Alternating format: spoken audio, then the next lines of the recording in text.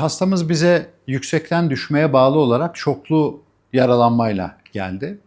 Kendisine yaptığımız incelemelerde çok sayıda kemik kırığı, vücudundaki kemiklerin birçoğunda çatlak tespit edilmekle beraber kalbinden çıkan ana damarında yani aorta damarında ciddi bir yırtılma olduğunu gördük. Bu yırtılma hastamızın aort damarının sırtına denk gelen yerde bulunuyordu.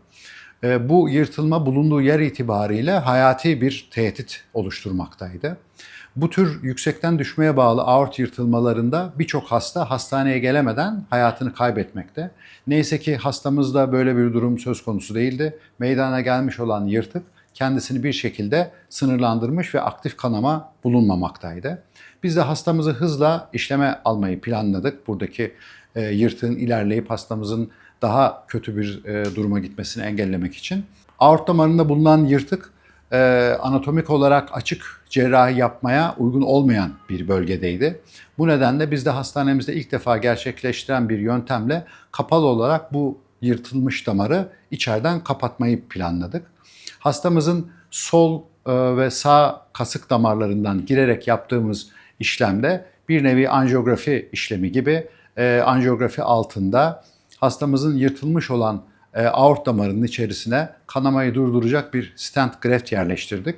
Böylelikle buradaki yırtılma ve buradan meydana gelebilecek kanamalar kontrol altına alındılar ve hastamız işlemden hemen sonra yoğun bakımdan servise alındı.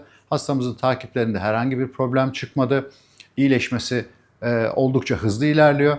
Her şey yolunda giderse hastamızı birkaç gün içerisinde sağlıklı bir şekilde evine taburcu etmeyi planlıyoruz. Eğitim Araştırma Hastanesi'ne getirdikten sonra orada da işte gereken şeyler yaptı. İşte orada filmlerimi çektiler. Dediler ki ya sana aort damarında yırtık var dedi. Acilen ama kırmızı alana gönderdi. Orada yoğun bakıma tekrar koydular.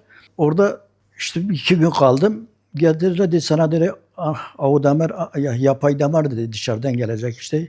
Hocalarla dedi konuşacağız, karar vereceğiz dedi. Nasıl ameliyat edeceğimizi. Allah razı olsun hocalarımıza işte karar verdiler. Geçen pazartesi günü ameliyat oldum. Bir gece yoğun bakımda kaldım. Ondan sonra ertesi gün kalktım gezdim. Ondan sonra tekrar beni servise çıkarttılar. Çok şükür iyiyim.